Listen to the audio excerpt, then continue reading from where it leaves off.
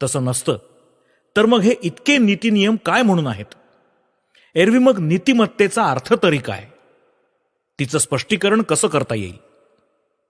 सर्व नीतिशास्त्रांमध्ये एक प्रमुख कल्पना निरनिराळ्या रूपांनी व्यक्त होते आणि ती म्हणजे परोपकार करणं, दुसऱ्याचं भलं करणं. मानवाच्या समस्त कार्यांचा प्रेरक हेतू माणसांवर दया, सर्व प्राण्यांवर दया हाच असला पाहिजे. पण हे सगळं म्हणजे मीच हे विश्व आहे, हे सगळं विश्व एकच आहे, ह्या चिरंतन सत्याचेच वेगवेगळे आविष्कार आहेत. एरवी या सगळ्याची उपपत्ती काय? मी माझ्या बांधवांवर उपकार काय म्हणून करायचा? काय म्हणून मी लोकांचं हित करायचं? तसं करण्यास मला काय भाग पाडतं? या साऱ्यांचं कारण आहे सहानुभूती. माझा आत्माच सगळ्यांचा आत्मा आहे, सर्वांच्या ठाई मीच भरलो आहे ह्याची अव्यक्त जाणीव. अगदी कठोरातील कठोर माणसालाही कधी कधी दुसऱ्याविषयी सहानुभूती वाटतेच. इतकंच काय, पण आपण खरं मानून चालत असलेलं हे आपलं व्यक्तित्व, हे मी पण वस्तुतः एक भ्रम आहे. या भासमान व्यक्तित्वाला कवटाळून राहणं फार अनुचित आहे असं कोणी म्हटल्यास भयभीत होणारा माणूसच नीतीसंबंधी बोलताना संपूर्ण आत्मत्यागच नीतीचा पाया आहे असं ठासून म्हणेल. पण थोडा विचार करून बघा, संपूर्ण आत्मत्याग म्हणजे खरोखरच काय आहे? विचारांती आपल्याला आढळून येईल की संपूर्ण आत्मत्याग म्हणजेच आपल्या या भासमान व्यक्तित्वाचा त्याग, समस्त स्वार्थीपणाचा त्याग. मी आणि माझं ही भावना, हा अहंकार आणि ही ममता ही आमच्यात रुजलेल्या भ्रांतीचीच फळं आहेत. आणि आजचा आपला हा अहम जसा जसा निघून जातो तसा तसा आपला खरा आत्मा अधिकाधिक प्रकट होत जातो. हाच खरा खरा आत्मत्याग होय. हाच समस्त नैतिक उपदेशांचं केंद्र, पाया आणि सार आहे. आणि जाणता अजाणता अवघं जग हळूहळू त्याकडेच जात आहे.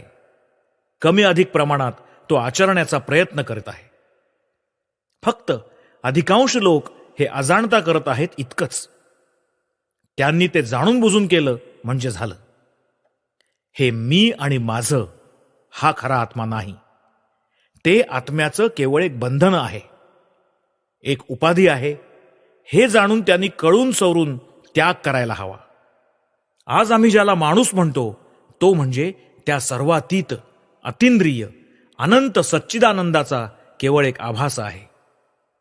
त्या सर्व स्वरूप अनंत अग्नीचा केवळ एक स्फुल्लिंग आहे.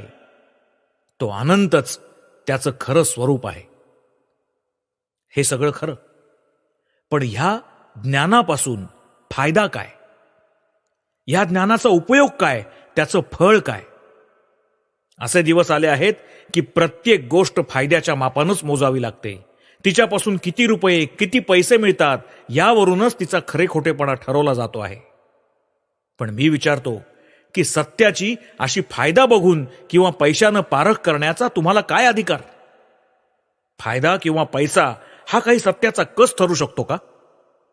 समजा की त्यापासून काही फायदा व्हायचा नाही, म्हणून काय ते कमी का खरं ठरणार आहे?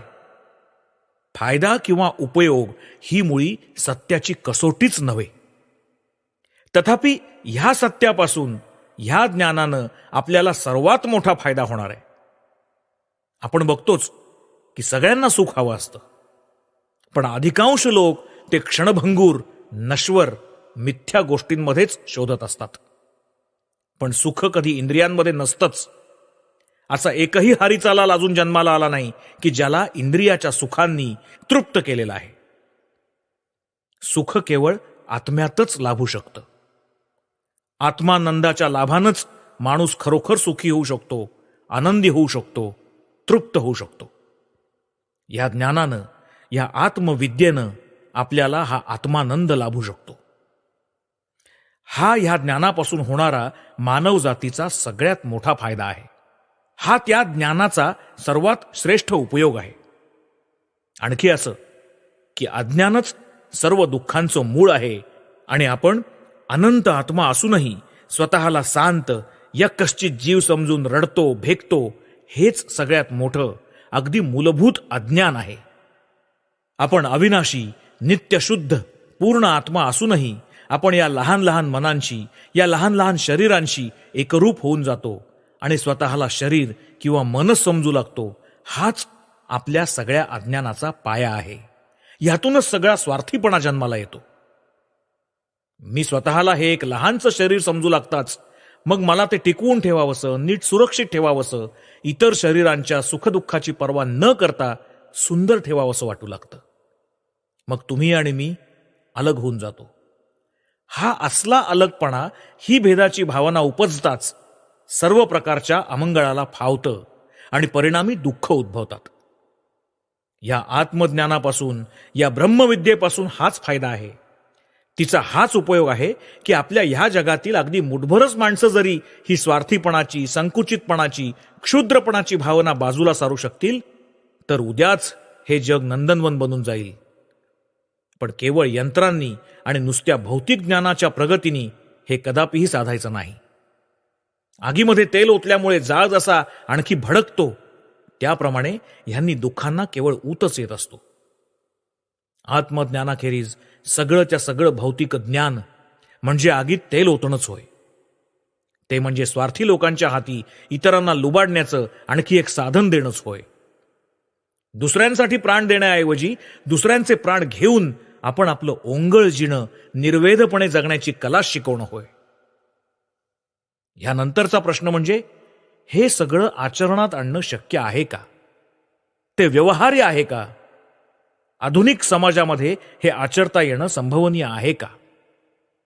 याचं उत्तर असं की सत्य कोणत्याही समाजापुढे मान तुकवण्यासाठी रिकामं नाही. मग तो समाज प्राचीन असो की आधुनिक असो, समाजानंच सत्यापुढे मान तुकवायला हवी.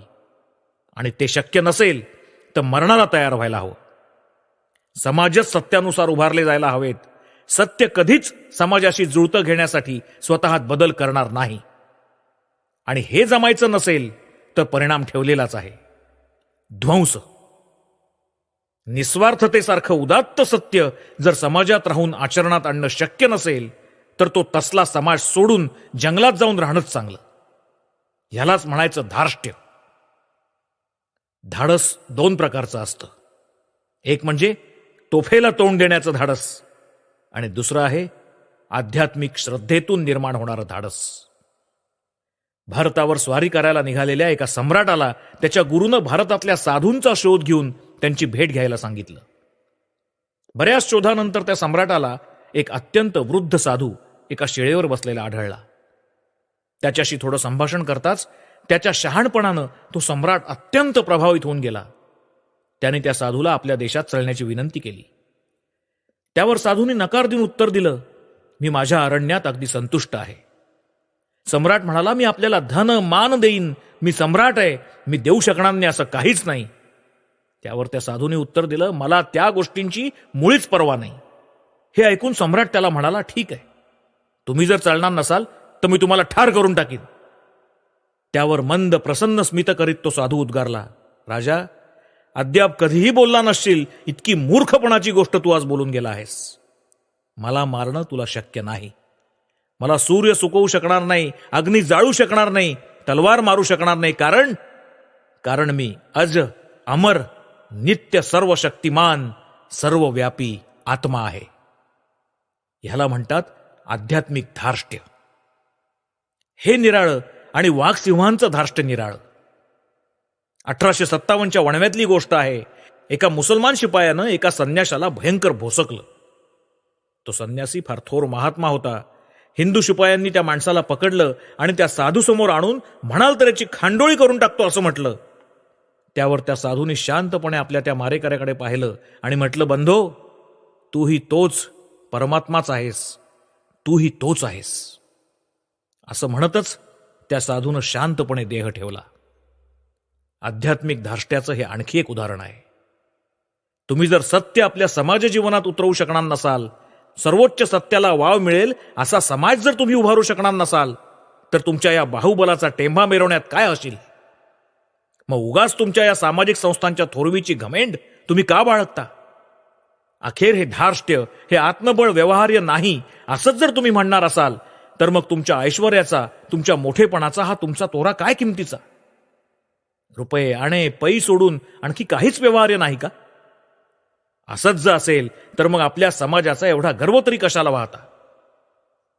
तोच समाज सर्वात थोर असतो ज्यामध्ये सर्वोच्च सत्य व्यवहार्य होऊ शकतात.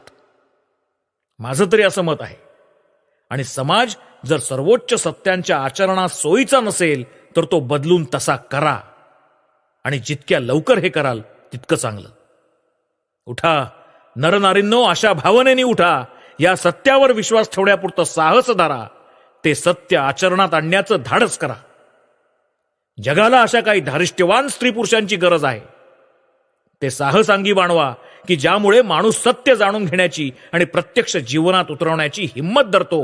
जे मृत्यूपुढेही डगमगत नाही, नव्हे तर मृत्यूचं स्वागतच करतं. ज्याच्या बळावर मनुष्य आत्मस्वरूप जाणू शकतो आणि जाणू शकतो की त्याला मारेल असं आलम दुनियेत काहीही नाही. त्यानं तुम्ही मुक्त व्हाल.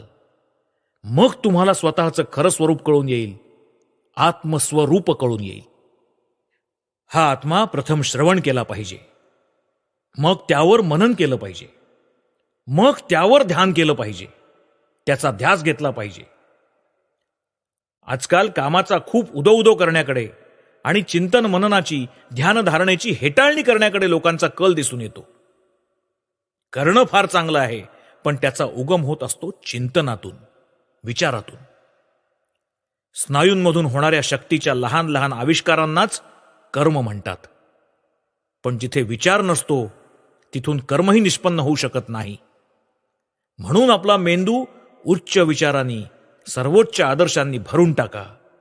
रात्रंदिवस ते स्वतःसमोर बाळगा आणि मग बघाल की त्यातून मोठमोठी कर्म उद्भूत होत आहेत. मी अपवित्र या भावनेला तिलांजली द्या. म्हणा, मी पवित्र आहे, शुद्ध आहे.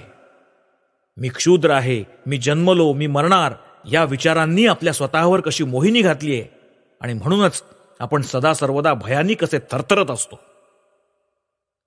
एका सिंहिणीबद्दलची फार सुंदर गोष्ट आहे. ती सिंहीण गाभण होती. एके दिवशी भक्ष्याच्या शोधात फिरत असताना मेंढ्यांचा एक कळप चरताना बघून तिनं त्यावर झेप घेतली. त्या प्रयत्नातच एका छाव्याला जन्म देऊन ती मरण पावली.